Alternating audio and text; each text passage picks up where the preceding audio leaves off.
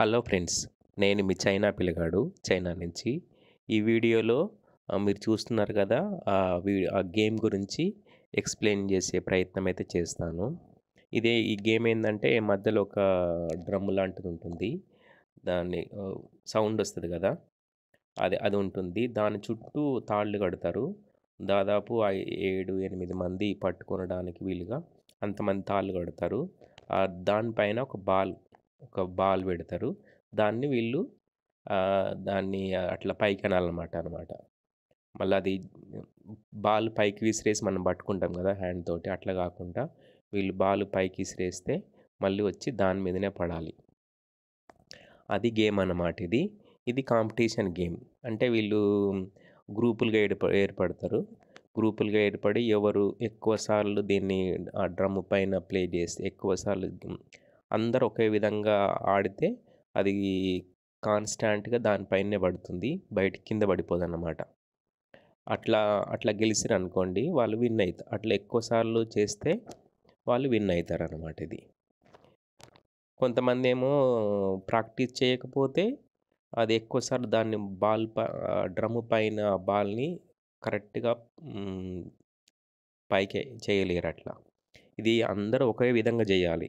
ఒకరు కొంత ఒక ఒకరు ఒక రకంగా జేస్తే ఆ బాల్ మీద దాన్ని ఆట ఆడలేం కరెక్ట్‌గా. దీనికి ప్రాక్టీస్ అవసరం. చాలా ప్రాక్టీస్ అవసరం. అందుకని వీళ్ళు గ్రౌండ్‌లొచ్చి వీళ్ళు ప్రాక్టీస్ జేస్తున్నారు. కాంపిటీషన్‌లో వీళ్ళు నెగ్గాలని. ఏదైనా ప్రాక్టీస్ జేస్తేనే గదా! కొంచెం సక్సెస్ ఒచ్చేది. ఇదైతే నేనేదో చూపించడానికి ప్రయత్నం అయితే జేశాను.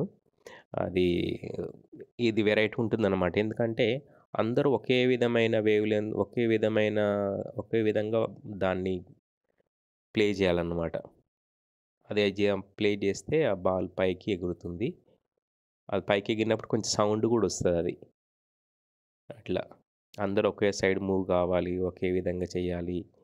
ఇది చాలా కొంచెం కష్టంగానే ఉంటుంది. కాకపోతే అందరూ ఒకే విధంగా జేయాలి. ఇది చాలా ఇంట్రెస్టింగుంటుంది, కష్టంగుంటుంది.